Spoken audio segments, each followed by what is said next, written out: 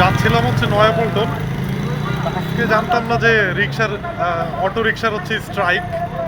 তো এখন আমরা যাত্রা পথে আছি ভ্যানে। ভ্যানে দেখেন আমরা অনেকজন আছি এবং ডাবল ভাড়া দিয়ে যাচ্ছে গাড়ি চলছে।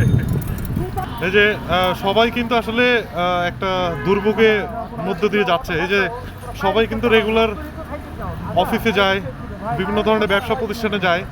তো এই সকালবেলা কিন্তু সবারই এই যে সবাই হাঁটা শুরু করছে দেখেন, সবাই এভরিওয়ান। দুর্ভোগের টাইমে অনেকে বলবে আগেই ভালো ছিলাম, সো ব্যাপারটা এরকম না, আগে কখনোই ভালো ছিলাম না আমরা।